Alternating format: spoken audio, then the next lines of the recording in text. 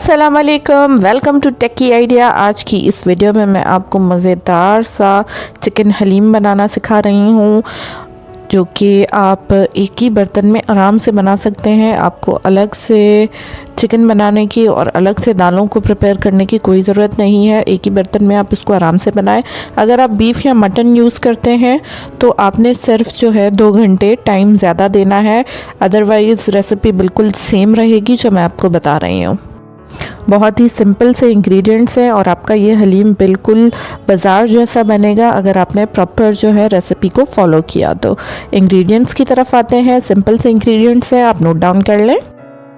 ये हलीम 10 से 12 लोगों के लिए इनफ होता है, तो मैंने क्वांटिटी उस हिसाब से ली है, आप अपने हिसाब से ले लीजिएगा। आधा किलो मैं यहाँ पे बोनलेस चिकन यूज़ कर रही हूँ। 1.5 कप तकरीबन मैंने जो है यहाँ पे गेहूँ लिया है और उसको हल्का सा क्रश कर लिया है। अगर आप साबित गेहूँ लेते हैं तो आपको उसको ओवरनाइट भिगोना पड़ेगा, इसलिए मैंने इनको थोड़ा सा क्रश कर लिया है ताकि एक ही साथ मैं इनको दालों के साथ भिगो दूँ। 3 टेबलस्पून मैंने मसूर की दाल ली है। 3 टेबलस्पून मैंने चावल लिए हैं। 3 टेबलस्पून चने की दाल ली है। 3 टेबलस्पून मैंने मूंग की दाल ली है। दालें तकरीबन सारी मैंने एक ही क्वांटिटी की ली है। 3 टेबलस्पून मैंने यहाँ पे ओट्स लिए हैं, फ्लेक्स ही आराम से आपको मार्केट से मिल जाते हैं। माश की दाल 3 टेबलस्पून, दही आधा कप, 2 मैंने अनियंस लेके उनको इस तरह से स्लाइस कर लिया है, मीडियम साइज़ के अनियंस हो। 1.5 कप ऑयल का इस्तेमाल होगा और तकरीबन 2 टेबलस्पून अदरक लहसुन का पेस्ट, 1 टेबलस्पून नमक, 1.5 टेबलस्पून ज़ीरा क्रश किया हुआ, 1.5 टेबलस्पून चाट मसाला, 1 टेबलस्पून गरम मसाला पाउडर, 1 टीस्पून हल्दी, 2 टेबलस्पून धनिया पाउडर और 1.5 टेबलस्पून लाल मिर्च पाउडर। नमक और मिर्च आप अपने टेस्ट के हिसाब से एडजस्ट कर सकते हैं। ये तो हो गए हमारे इंग्रेडिएंट्स। अब आते हैं हम अपनी प्रिपरेशन की तरफ। सबसे पहले हमने दालों को एक साथ कर लेना है, साथ में गेहूं भी मैं इसमें ऐड कर दूंगी और चावल भी। ओट्स जो ये फ्लेक्स होते हैं इनको ऐसा सच भिगोने की ज़रूरत नहीं होती और ये ऑप्शनल है। अगर आपके पास हैं तो आप यूज़ करें, अगर आपके पास नहीं है तो आप इसको स्किप कर सकते हैं। पर गेहूँ, चावल और दालें बहुत इम्पॉर्टेंट इंग्रेडिएंट है, उनको आप स्किप नहीं कर सकते हैं। मैंने इनको अच्छी तरह से वॉश कर लिया है और अब भिगो के मैं इसको तकरीबन 2 घंटे के लिए रख दूँगी। जब तक हमने दाल, चावल और गेहूं को भिगो के रखा, तब तक हम अपने अनियंस को ब्राउन बना लेते हैं। गार्निशिंग के लिए, इनको क्रिस्पी बनाने के लिए कुछ टिप्स मैं आपको दे रही हूँ। आपने अनियंस को यकसा काटना है। अगर वो एक जैसी साइज़ में कटे हुए होंगे तो वो क्रंच और क्रिस्प बनते हैं। पानी को अच्छी तरह से ड्राई कर लेना है। फ्राई करने से पहले ऑयल को आपने तेज़ आंच पे गरम करना है और उसके बाद इनको आपने हल्के आंच पे फ्राई करना है।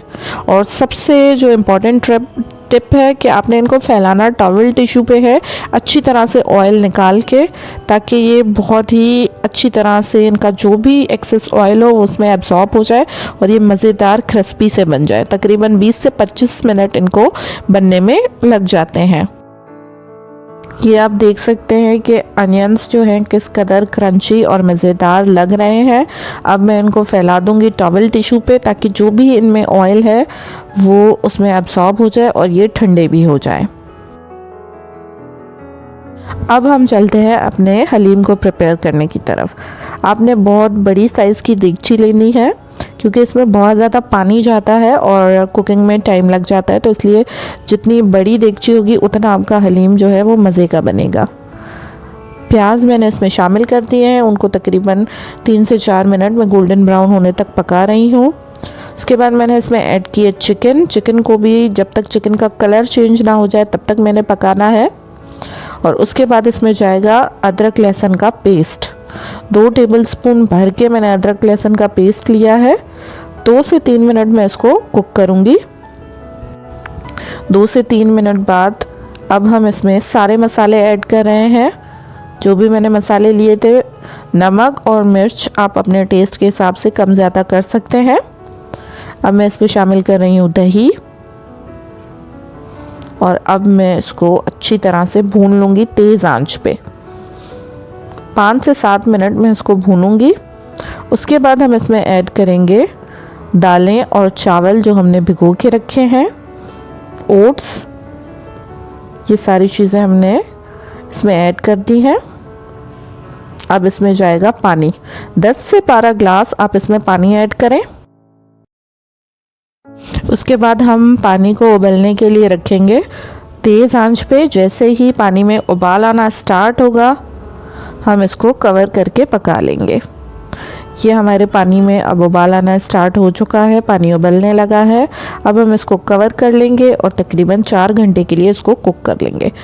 4 घंटे के दरमियान आपने इसको 10 से 15 मिनट बाद चम्मच चलाते रहना है, ताकि कहीं से भी आपका जो हलीम है वो लग ना जाए, नीचे स्टिक ना हो जाए। इसलिए आपने वक्फे वक्फे से चम्मच को चला लेना है। तकरीबन 4 घंटे बाद मेरा जो हलीम है वो बिल्कुल रेडी हो चुका है। दालें, गंदम, चावल, सारी चीज़ें गल के बिल्कुल मज़ेदार हो गई हैं, रेडी हो चुका है। अब हम इसको कर लेंगे ब्लेंड। आप चाहें तो इसको हाथों की मदद से भी ब्लेंड कर सकते हैं। मैं यहाँ पे हैंड ब्लेंडर यूज़ कर रही हूँ, आप चाहें तो जग ब्लेंडर भी इस्तेमाल कर सकते हैं। अच्छी तरह से मैं इसको ब्लेंड कर लूँगी कि मेरा हलीम बिल्कुल रेडी हो चुका है, आप देख सकते हैं। अगर आप चाहते हैं कि इसका जो थिकनेस है वो थोड़ी ज़्यादा हो, गाढ़ा करना चाहते हैं, तो आप तेज़ आंच पे इसको चम्मच हिलाते हुए तब तक पकाएं जब तक आपकी मनपसंद थिकनेस ना आ जाए इसमें। रोटी के साथ, चावलों के साथ, या फिर सिंपल ऐसे ही आप कैसे भी चाहें उसको सर्व कर सकते हैं। सर्विंग के लिए मैंने कुछ चीज़ें रखी हैं, आप देख सकते हैं। लेमन, फ्राइड अनियंस, अदरक, चाट मसाला, धनिया, पुदीना और हरी मिर्चें। बहुत ही सिंपल सी रेसिपी है, आप ज़रूर फॉलो करें इसको। और अगर आपको रेसिपी पसंद आए तो वीडियो को ज़रूर लाइक कीजिएगा और हमारे चैनल टेकी आइडिया को सब्सक्राइब कर दीजिएगा। नीचे एक छोटा सा बेल आइकन है, उसे भी प्रेस कर दें ताकि आने वाली सारी वीडियोस की नोटिफिकेशन आप तक पहुंच सकें। साथ ही साथ हमारे इंस्टाग्राम और फेसबुक के पेज को भी लाइक कर दें ताकि आने वाली सारी वीडियोस की नोटिफिकेशन आप तक पहुंच सकें। नीचे डिस्क्रिप्शन में आपको फेसबुक और इंस्टाग्राम दोनों की लिंक मिल जाएगी। अगर कोई सवाल पूछना चाहते हैं, तो कोई सजेशन देना चाहते हैं, तो नीचे कमेंट सेक्शन में बता सकते हैं, या फिर हमें इंस्टाग्राम और फेसबुक पे डायरेक्ट मैसेज कर सकते हैं। Thank you for watching. अल्लाह हाफिज़।